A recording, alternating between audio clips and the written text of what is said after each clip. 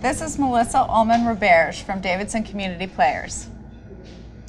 Melissa, we wanted to start off by asking you a little bit about West Side Story that's being produced by the Davidson Community Players, and a lot of people have seen West Side Story. So what's the different spin on it? How are you approaching the show, and what can we expect? Okay, well, first of all, we do a musical every summer, and it's our biggest show of the year. There'll be over 100 community members will be involved in this, either on stage, backstage, helping paint the set, build the set, put together the costumes, the props. So it's our biggest production of the year. And in terms of musicals, West Side Story is one of the biggest musicals we have ever produced. So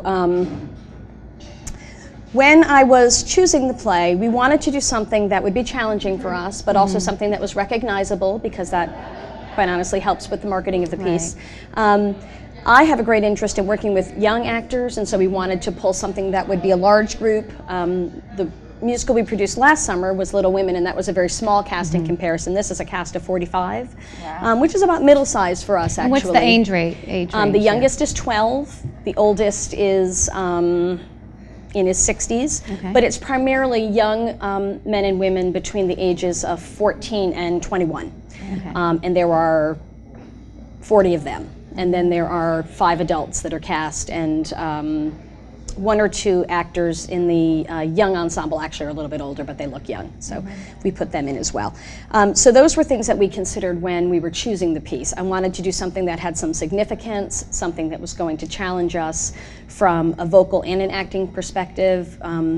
I'm sure most people will know that West Side Story is a huge dance musical. It's a landmark musical because at the time it came out on Broadway in the 1950s, it integrated dance into the story in a way that was very, very different. And so from an educational aspect, it's a great piece for young actors because they get to really see how dance can move a story forward, as opposed to the previous model, which was we're going to sing a little song and do a little dance, and then we're going to do the scene, and then we're going to do another scene, and then we'll do the scene. This is all woven together very tightly. And what's the storyline, just for those who are not familiar with it? What is that? It's loosely based on Romeo and Juliet. It takes place in the Upper West Side of New York City in the late 1950s, right at the start of the Civil Rights Movement, and it involves 2 rival groups of kids, one from the Latino community and one from the lower middle class community in New York City.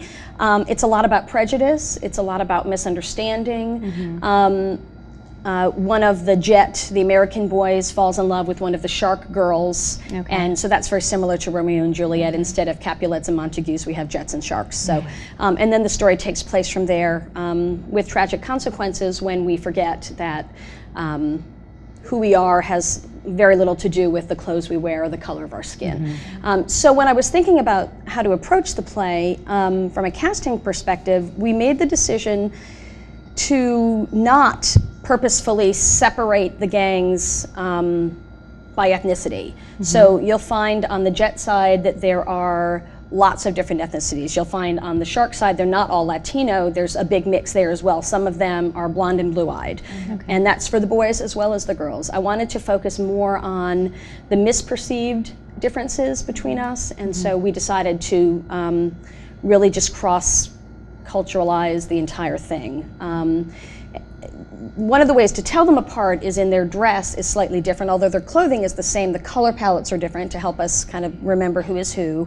But even in terms of set, they share a lot of the same set pieces. And so we really wanted to put that emphasis on the fact that we're all much more alike than we are different. And if we can remember that, tragedies like this won't happen. We've talked a lot about the social significance of this piece and how even 50 years later, the level of acceptance in our community of how we treat each other has risen in a negative way, I think. You know, the gang violence is on the rise and bullying is on the rise, and every day you can't open the paper and not read about some horrific incident somewhere. And so it's been wonderful for us to sort of be able to correlate then and now, and the things that have changed and the things that are different.